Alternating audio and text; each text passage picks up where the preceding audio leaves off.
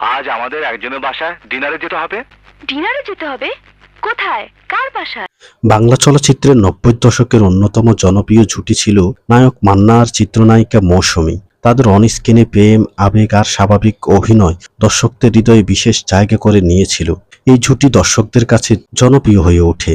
মান্না ছিলেন অ্যাকশন ও আবেগঘন চরিত্রের দুর্দান্ত এক নায়ক, অন্যদিকে মৌসুমী ছিলেন মিষ্টি হাসি, সাবলীল অভিনয়, প্রাণবন্ত উপস্থিতির জন্য দর্শকদের প্রিয় নায়িকা। যখনই এই দুই তারকা একসাথে পর্দায় আসতেন, তখনই গল্পের প্রেমের দৃশ্যগুলো হয়ে উঠত আরো বাস্তব এবং জীবন্ত।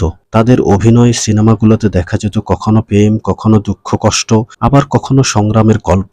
মান্নার ধীরতা আর মৌসুমীর কোমল অভিনয়, এই দুই বিপরীত মিলেই তৈরি হয়েছিল অসাধারণ এক রসায়ন। বিশেষ করে ৯০ দশকে দর্শকদের কাছে এই জুটি রোমান্টিক দৃশ্য, গান আর আবেগঘন মুহূর্তগুলো আজও স্মৃতিতে মানুষের মনে এখনো রয়ে গেছে। অনেকেই মনে করেন মান্না ও মৌসুমী একসাথে পর্দায় এলে সিনেমার গল্প যেন আরো প্রাণ পেত। সময়ের সাথে সাথে নতুন অনেক জুটি এলেও মান্না মৌসুমী রসায়ন এখনো বাংলা সিনেমার দর্শকদের কাছে এক বিশেষ স্মৃতি হয়ে আছে। তাদের অভিনয় আজও প্রমাণ করে ভালো গল্প আর শক্তিশালী অভিনয় থাকলে একটি জুটি যুগের পর যুগ দর্শকের মনে বেঁচে থাকতে পারে।